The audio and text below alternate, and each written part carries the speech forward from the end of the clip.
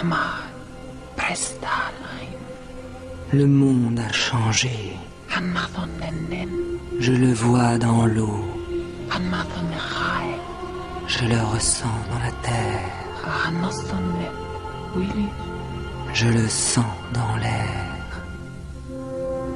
Beaucoup de ce qui existait jadis est perdu.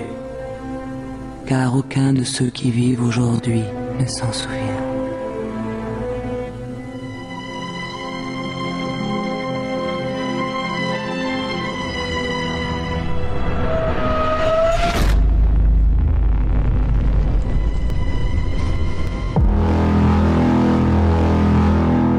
C'est ce qui est diffusé actuellement par toute une nouvelle droite néo-païenne,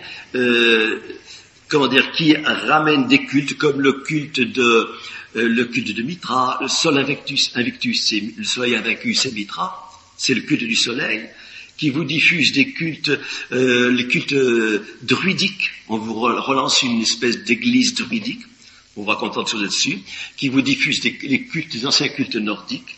Vous avez ici toute une espèce de diffusion systématique de cultes païens. Vous avez dit déjà que l'œuvre tolkienienne était profondément influencée par les différentes mythologies du nord de l'Europe, en particulier par les mythologies celtiques, germaniques et finnoises. Vous venez de le dire, la lecture du Kalevala avait provoqué chez Tolkien un profond chambardement. Et il me semble important que nous nous concentrions un petit moment sur ces diverses mythologies avant d'aller plus loin. Pour cette simple raison que chacun connaît, je pense, l'histoire de l'Iliade et de l'Odyssée d'Homère, voire encore l'Énéide de Virgile, quoique cela ne soit peut-être plus aussi central aujourd'hui qu'autrefois, hélas. Mais bon, oui. Tout de même, je crois que chacun parmi les auditeurs voit de quoi il s'agit. En revanche, les mythologies premières ou primordiales du nord de l'Europe, elles me semblent passer à la trappe dans le grand public. Et il s'agit pourtant d'un pan entier de notre culture européenne, qui est donc malheureusement méconnu. Et c'est pourquoi il me paraît essentiel que nous prenions le temps de dire quelques mots sur ces grandes œuvres mythologiques. Dans votre ouvrage, vous parlez de la res celtica, donc la mythologie celtique, la mythologie germano-scandinave avec la Völsunga saga, le Beowulf, la chanson des Nibelungen. Si vous voyez un petit peu les modes actuels sur les Templiers, sur les Albigeois, sur les Cathares au Moyen-Âge, sont tous des gnostiques ces gens-là. Eh bien, actuellement, c'est une grande mode dans les romans. On fait des romans avec ça, pour vous diffuser les idées à travers une histoire, parce que c'est agréable, vous voyez. Voilà. Comment vous dire autrement, ces hommes-là, les hommes qui diffusent ces idées sont les maîtres des médias, sont les maîtres de l'édition. Prenez n'importe quel catalogue de libraires classiques, les grandes libraires, les grands éditeurs, eh bien, ils ont un stock formidable actuellement de livres gnostiques, d'occultisme et tout le reste. Vous voyez. Et c'est devenu général, c'est imposé de partout. There is a tempest in me.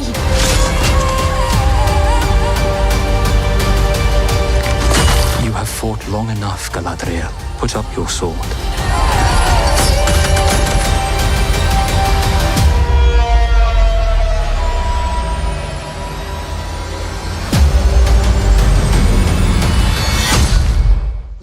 Alors je suis un des quelques-uns, on ne sont pas nombreux, à dénoncer cette gnose, vous voyez.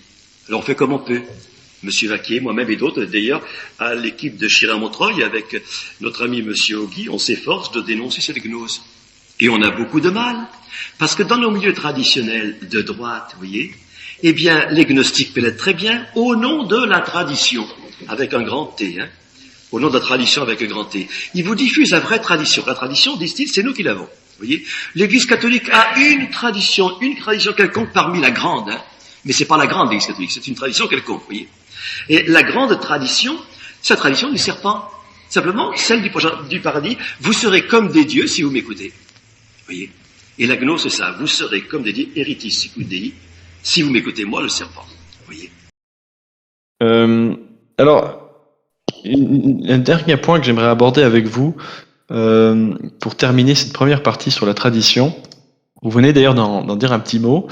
On a vu l'importance que revêtent les traditions européennes pré-chrétiennes dans l'œuvre de Tolkien. Vous avez employé le mot de tradition païenne, mais peut-être pourrions-nous dire maintenant un petit mot de l'influence chrétienne et catholique de cette œuvre, car si je ne me trompe, Tolkien était catholique, dans cette Bien sûr. Angleterre majoritairement anglicane, c'est quand même un point intéressant à noter.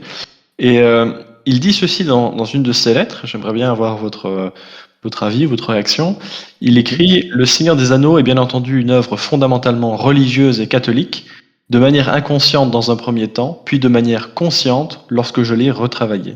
C'est pour cette raison que je n'ai pratiquement pas ajouté ou que j'ai supprimé les références à ce qui s'approcherait d'une religion, à des cultes ou à des coutumes dans ce monde imaginaire, car l'élément religieux est absorbé dans l'histoire et dans le symbolisme. » Alors justement, comment est-ce qu'il, aussi question subsidiaire, comment est-ce qu'il concilie précisément cette dimension catholique et chrétienne avec cette cosmogonie qu'on trouve dans le Silmarillion? Oui, merci pour cette question et je connais bien cette lettre. Je pourrais en préambule apporter un autre éclairage en citant moi aussi le passage d'une autre lettre. Décidément, nous vous envoyons des lettres qui datent là de juin 1955 et qui dit la chose suivante. Ce monde, donc celui de la Terre du Milieu, est monothéiste, avec une théologie naturelle. Qu'étrangement, on n'y trouve ni église, ni temple, ni rituel religieux ou cérémonie, fait simplement partie de l'atmosphère historique qui est décrite. Cela recevra une explication suffisante si, comme cela semble désormais probable, le Silmarillion et autres légendes des premiers et deuxième âges sont publiés. Quoi qu'il en soit, je suis moi-même chrétien, mais le troisième âge n'est pas un monde chrétien. On vous relance une espèce d'église druidique, on va contenter de choses là-dessus, qui vous diffuse les cultes, les anciens cultes nordiques. Vous avez ici toute une espèce de diffusion systématique de cultes païens. Je me suis retrouvé à Paris un jour, dans un cercle cadoudal, vous voyez, avec des gens qui m'ont expliqué, vous comprenez, le culte des druides, c'est antérieur au christianisme, vous voyez, antérieur au christianisme. J'ai dit, vous vous intéressez à ce culte-là parce que, justement, ce n'est pas le culte chrétien, vous voyez. Donc, c'est un substitut de la religion chrétienne. Vous voyez, le Christ est mis au rencard, et on prône ces cultes-là dans les milieux néo-païens, vous voyez. Peut-être, donc voilà, la lettre, la citation s'arrête là. Peut-être que l'auteur aurait-il dû ajouter un monde n'est pas un monde chrétien en apparence. Car il est vrai que le fond de l'œuvre puise également dans le christianisme. Pour Tolkien, la création d'une authentique œuvre d'art est comme une sorte de création secondaire qui réfléchit la création divine d'une manière analogue à la façon dont la procréation humaine complète le plan de Dieu. Il s'agit d'une authentique attitude religieuse qui se retrouve dans nombre de ses écrits fictifs. Créer relève pour Tolkien de Dieu uniquement, et il ne s'agit pour lui, en bon catholique, d'offenser le Créateur. Ainsi, Tolkien travaille durement sur cette question. Dans Le Seigneur des Anneaux, en dépit d'un sentiment diffus de puissance mystérieuse qui guide le destin, les thèmes religieux sont bien plus discrets, au point où le roman ne contient plus la moindre allusion au Créateur. Essayez de chercher par exemple le mot « God » avec un G majuscule, vous ne le trouverez pas. Malgré cette absence, les lecteurs chrétiens sont sensibles à une certaine ambiance spirituelle, voire aux thèmes religieux qui apparaissent en biais dans le roman. L'histoire peut en somme se laisser interpréter d'une façon religieuse, mais seulement si on le veut, et si le lecteur apporte sa propre sensibilité en la matière. Cela n'est jamais l'auteur qui l'impose. Un exemple que je peux prendre parmi d'autres. Les funérailles de Boromir au début d'Edotu. Membre de la communauté ou fraternité de l'anneau, Boromir est un noble guerrier qui meurt honorablement, défendant les deux jeunes hobbits. Il a droit à un rite funéraire hautement évocateur qui suit d'ailleurs de près la cérémonie d'un roi dans l'ouverture de Beowulf, le poème. Dans les deux cas, la dépouille mortelle est placée dans un vaisseau avec armes et trésors, puis lancée sur les eaux, livrée aux forces de la nature qui vont la conduire, où elles le veulent, pour disparaître à tout jamais. Dans le poème vieil anglais, le vaisseau funèbre retourne auprès de ceux, entre parenthèses, qui auraient envoyé le roi lorsqu'il fut jeune enfant.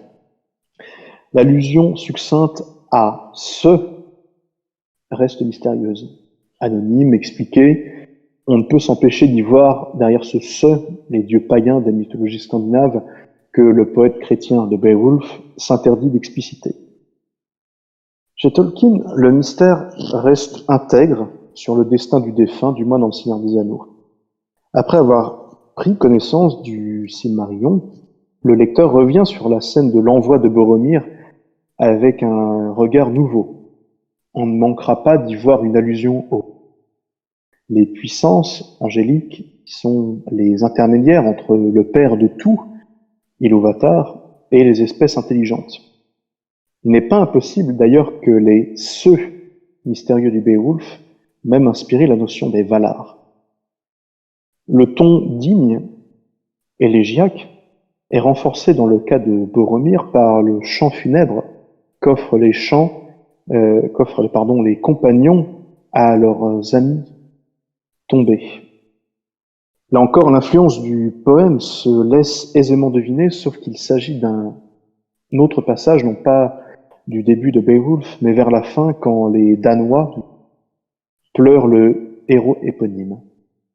Pour Aragorn, Legolas et Gimli, tous les trois issus de lignée royale, il est normal d'attacher de l'importance à de tels rites funèbres auxquels ils consacrent du temps précieux, malgré le temps qui pèse sur tous, et la cérémonie qu'ils organisent en l'honneur des guerriers tombés est tout empreinte de valeurs nobles de la société héroïque. On voit bien, avec cet exemple, qu'en apparence le rituel funéraire est païen, mais qu'on fond, si l'on connaît l'arrière-plan mythologique de cet univers, les résonances se font davantage chrétiennes. On pourrait davantage creuser cette question, qui ne manque pas de matière, en évoquant encore, à bien des égards, l'importance d'une lecture telle que La Consolation de la philosophie de Boès, que Tolkien connaissait tout à fait, à travers notamment la traduction vieille anglaise qu'en avait donnée le roi Alfred le Grand au IXe siècle, et celle en moyen anglais par Chaucer au XIVe siècle.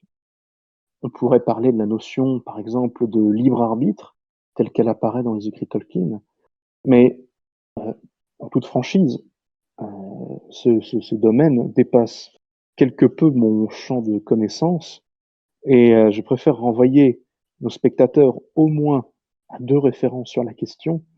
D'abord, au livre du professeur Leo Carruthers, Tolkien et la religion comme une lampe invisible, le sous-titre est évocateur, paru en 2016.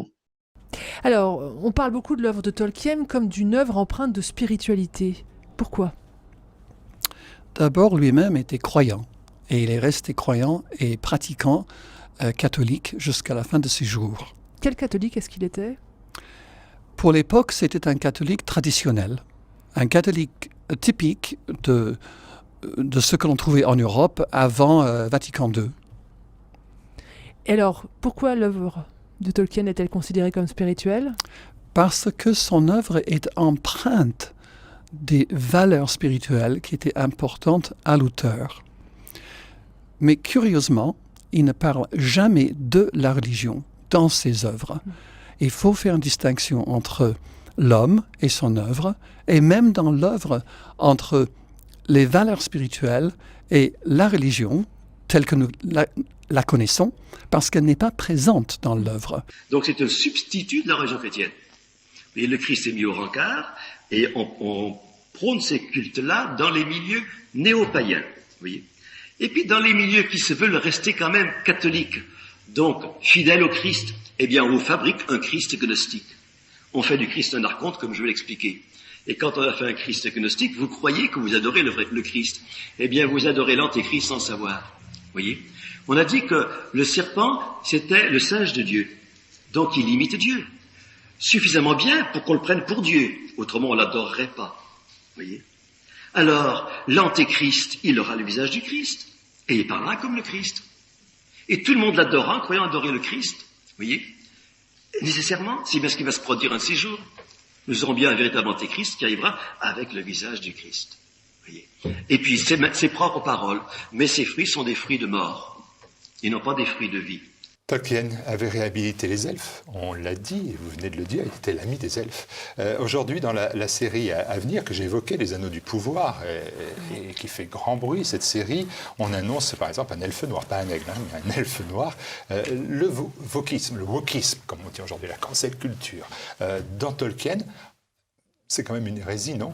Oui, oui, et cette œuvre, c'est pas une œuvre justement. Cette série s'apprête à être une hérésie puisque Bezos a dit lui-même dans une... Bezos, c'est le patron d'Amazon. Évidemment, dans une intervention qu'il n'aimait pas Tolkien. Ce qui est assez intéressant pour quelqu'un qui veut ensuite faire une série sur le Seigneur des Anneaux. Vous avez assez combattu, Galadriel.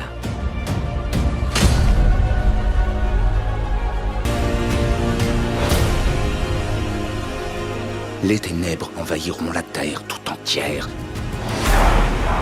Ce sera la fin de tout, non seulement du peuple des elfes, mais aussi de tous les peuples. Ça pourrait être le début d'une nouvelle ère.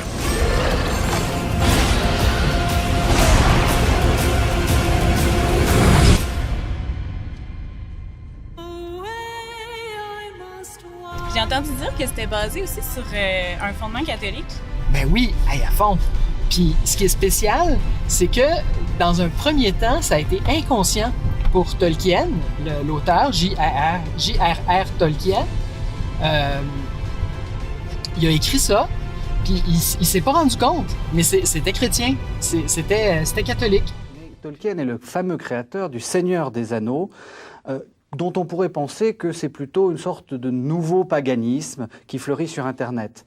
On parle d'elfes, on parle de nains, on parle d'orques, on parle de hobbits, qui ressemblent plutôt sortis des mythologies scandinaves que de la Bible.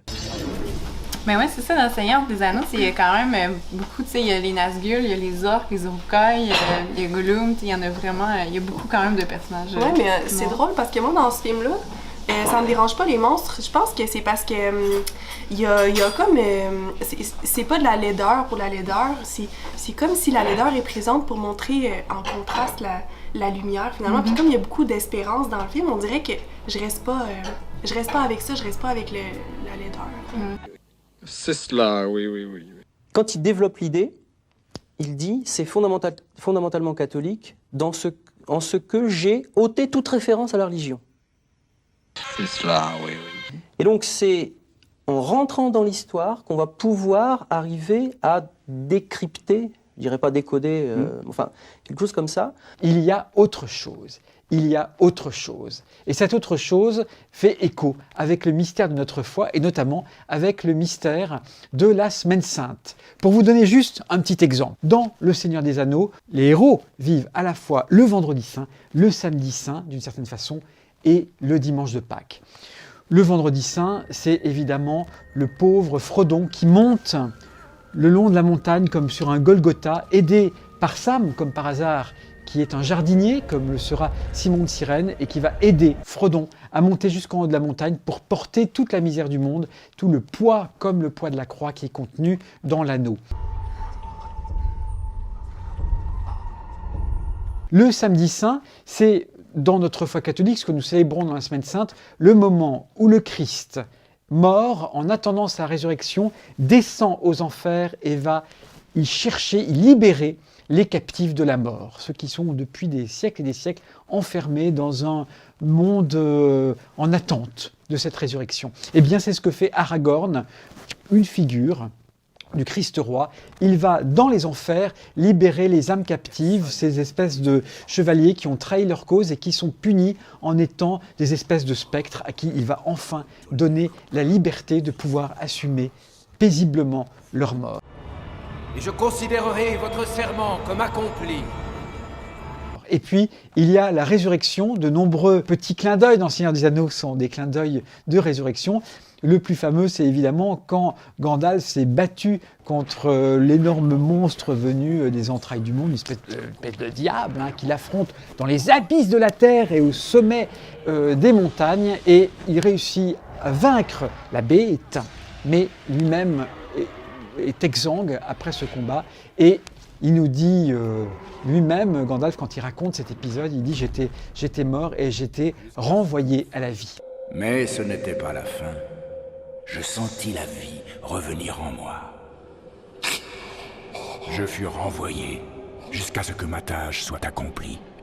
Éowyn, finalement, c'est elle qui va mettre fin au mal, un peu comme c'est comme une petite arrière-fond. En arrière-fond, on a comme cette prophétie biblique de la Genèse que la femme terrassera la tête du serpent. Et d'une certaine façon, il y a un salut mystérieux qui arrive par la femme, là où tout le monde avait failli, là où tous les chevaliers, les rois, ils ont comme tout flanché. Mais finalement, c'est la tête... en fait, Sauron va être anéanti par cette femme, Éowyn. C'est compliqué, mais c'est compliqué! Donc si le roman a un tel succès, c'est qu'il répond à notre secrète espérance qu'à la fin, tout sera bien. Et même, tout sera mieux.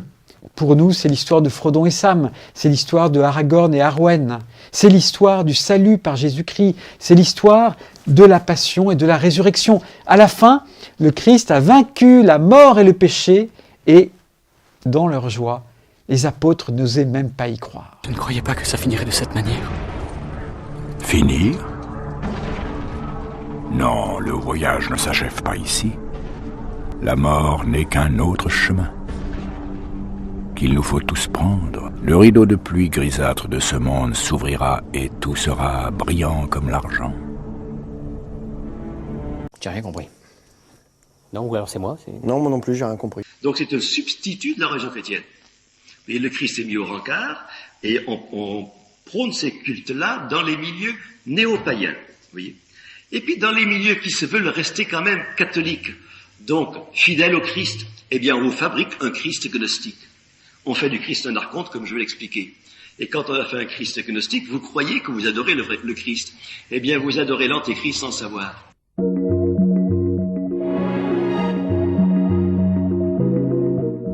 Michael, lorsque Tolkien crée cette œuvre complètement phénoménale par rapport au Seigneur des Anneaux, qui est le Silmarillion, il prévoit non seulement un récit de création, mais aussi un récit de déluge. Alors avant d'arriver à l'histoire des déluges, qu'est-ce qui se passe après la création des anges, en fait? Après la création des anges et la création avec l'aide des anges aussi. Il y a le premier âge et le deuxième âge. Le déluge, on va dire que ça intervient à la fin du deuxième âge. Si on veut rentrer un petit peu pour présenter l'histoire schématiquement, pour avoir des repères, il y a un paradis où habitent les anges, moi ce qu'il appelle les Valar, c'est Valinor. Voilà le lieu, on va dire un lieu repère. Il y a donc les elfes qui vivent avec ces anges, les elfes qui sont immortels, et nous avons un méchant. Il faut toujours un méchant dans une histoire. Donc le premier grand méchant, c'est l'équivalent de Lucifer, il s'appelle Melkor. Et il faut un objet autour de laquelle va s'articuler toute l'histoire, et ça va donner d'ailleurs son titre au Silmarillion, ce sont les Silmarils. Les Silmarils, qui sont en fait des joyaux fabriqués par un elfe, Fëanor, dans lequel sont emprisonnés la lumière des arbres. La lumière des arbres, c'est une lumière plus fondamentale que celle du soleil, mais puisqu'il y a un méchant, le méchant vient pervertir d'une certaine façon la lumière des arbres, et à ce moment-là, les Valar viennent voir Fëanor et lui disent est-ce que tu pourrais nous donner les Silmarils, puisqu'on a la lumière originelle dedans, et on pourrait soigner les arbres avec ça. Et lui, il refuse. Il refuse, une espèce d'orgueil, là, en disant non, c'est ma création, je ne veux pas. Donc l'ange qui avait fait les arbres fait ce qu'elle peut, ça va donner la lumière du soleil, enfin ça finira par donner la lumière du soleil, qui n'est pas une lumière divine et primordiale, mais dérivée, secondaire. Et Melkor va s'emparer, donc le méchant va s'emparer des Silmarils, et à ce moment-là, il y a ce qu'on appelle le serment de Fëanor, c'est-à-dire les fils de Fëanor et Fëanor décident que il y aurait inimitié et combat contre quiconque posséderait un Silmaril. Et pour aller combattre Melkor, ils ont besoin de bateaux. Pour avoir ces bateaux, ils ont besoin, en tout cas ils en viennent aux mains, au sein même du paradis, avec leurs frères elfes. Il y a la guerre dans le paradis entre les elfes, et c'est la chute des anges, la chute des elfes. Voilà, c'est ça. Allez, bonne chance. J'y vais. Non mais, non mais quand même, le petit dernier. Bon bah alors, la moitié d'un, et puis après je filoche. La communauté chrétienne est catholique dans ce double sens. Elle est ouverte à tous, elle est universelle, et chacun y remplit un rôle particulier, une action selon le tout. De la même manière, la communauté que décrit Tolkien dans Le Seigneur des Anneaux est une communauté catholique. L'universalité, qui est soulignée par l'existence d'un concile œcuménique et qui se passe à Fontcombe avec Elrond. Des représentants de toute race, langue, peuple, nation sont conviés, des elfes, des nains, des hommes, et fondent ensemble cette communauté catholique de l'anneau. C'est intéressant parce que du coup, comment est-ce qu'une œuvre qui ne fait aucune mention du christianisme, ni du catholicisme encore moins, pourrait être fondamentalement catholique ? Et comment expliquer que Tolkien supprime les références à une religion pour la rendre plus chrétienne ou plus catholique ? Alors, devant ce paradoxe, il y a une partie de la critique qui se détache des affirmations de Tolkien et qui minimise l'aspect chrétien du Seigneur des Anneaux. Alors en France, c'est notamment le cas d'un auteur qui s'appelle Léo Carothers, qui a publié aux presses de la Sorbonne en 2016 un livre qui s'appelle Tolkien et la religion, et dans lequel il se montre très critique face à cette citation de Tolkien. En gros, pour lui, sa lecture, c'est de dire les lecteurs de la publication du Seigneur des Anneaux en 54-55 n'avaient pas accès à ces citations de Tolkien, ils n'avaient pas accès aux lettres, ils n'avaient pas accès à la vision que Tolkien avait de sa propre œuvre, et donc la lecture chrétienne est discréditée. Alors, ce qui pose quand même problème, parce que, en fait, dès 1955, on a des critiques, par exemple Bernard de Levin en Angleterre, qui soulignent la dimension chrétienne du Seigneur des Anneaux, alors même qu'ils n'ont accès qu'au texte, qu'ils n'ont pas accès justement aux lettres, aux commentaires de Tolkien, etc. Donc c'est-à-dire que dans le roman, il doit bien y avoir quelque chose qui rappelle le christianisme. Alors de manière assez intéressante, avec des passages qui semblent quand même parfaitement manifestes et évidents, vous avez des critiques qui refusent d'assimiler Eru à Dieu. C'est notamment le cas de Léo Carothers dans son livre Tolkien et la religion, puisque pour lui, si Tolkien fait très attention à ne jamais dire Dieu, God, c'est parce qu'on ne peut pas faire facilement l'assimilation. Alors, pour essayer de vous convaincre que si on peut faire l'assimilation, je vais faire un petit détour par une notion qui était utilisée dans l'Antiquité, qui s'appelle l'interpretatio. Alors l'interpretatio, ça s'est appelé l'interpretatio graeca ou l'interpretatio romana. C'est un principe qui a été d'abord posé par Hérodote au 5e siècle avant Jésus-Christ, puis par Tacite au 1er siècle de notre ère. Et alors vous allez voir, vous faites de l'interpretatio sans le savoir. L'interpretatio, ça consiste à trouver des analogies objectives entre les dieux honorés par différentes civilisations et religions, pour les assimiler les uns aux autres, et considérer que les différents peuples vénèrent en fait les mêmes dieux et les mêmes êtres en leur donnant des noms différents. Alors, c'est évidemment un principe de tolérance, c'est ce qui a rendu les Romains assez largement tolérants dans leur conquête, puisque si on se dit qu'en fait on ne fait que nommer les dieux différemment, mais qu'au fond ce sont les mêmes êtres qu'on adore ou qu'on honore de manière différente et sous des noms différents, forcément on n'a pas vraiment besoin de se taper dessus. Cette interpretatio, on peut tout à fait la mener entre les monothéismes. Si on regarde entre les trois grands monothéismes aujourd'hui, le monothéisme juif, chrétien et musulman, on s'aperçoit que les caractéristiques fondamentales du Dieu des juifs, des chrétiens et des musulmans, elles sont quand même très proches. Et même si les gens n'appellent pas ça comme ça, et même si on ne l'assume pas toujours, finalement c'est sur la base de ce principe qu'aujourd'hui l'Église catholique reconnaît officiellement, dans ses textes qui font le plus autorité, que les chrétiens et les musulmans, par exemple, adorent le même Dieu. Ça c'est quelque chose qui est reconnu par l'Église. Alors maintenant, penchons-nous un petit peu sur les autres lectures de cette œuvre, puisque malgré ces évidences, certains éléments de la cosmogonie et de la théogonie de Tolkien sont étrangers au christianisme. Ce qui fait insister certains sur le fait que Tolkien ne fait pas d'apologétique, qu'il faut faire la différence, alors ça c'est une différence que Carothers fait dans l'introduction de son livre, entre un auteur catholique et un catholique auteur. Il estime que Tolkien est un catholique auteur, mais qui ne saurait être considéré comme un auteur catholique.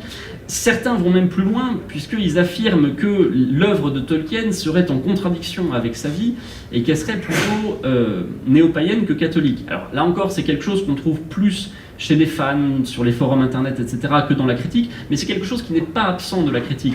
Par exemple, vous avez un auteur qui s'appelle Patrick Curry, qui a écrit un livre qui s'appelle Defending Middle-earth, et qui n'est pas très loin de dire que l'œuvre de Tolkien est en contradiction avec sa vie. Il ne le dit jamais comme ça, mais pour lui, il dit, je cite, que le monde de Tolkien n'est que nominalement monothéiste, qu'en réalité, Eru est très loin et qu'il agit dans le monde qu'une seule fois, et il ne voit, lui, dans le texte, que l'œuvre des Ainur, des Valar, donc de ces anges ou dieux ou puissances angéliques créées par Dieu.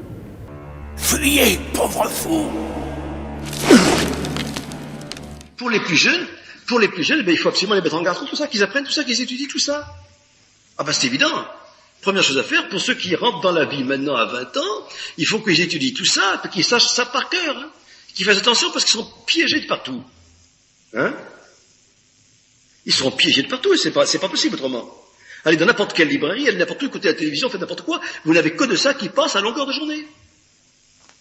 Alors donc, il faut qu'il y ait suffisamment de sessions, d'études, de travail fait, de manière à ce que, au moins, les jeunes traditionnalistes, qui veulent maintenir la foi catholique et l'Église catholique, quoi, eh bien, soient armés là contre, mais absolument, hein.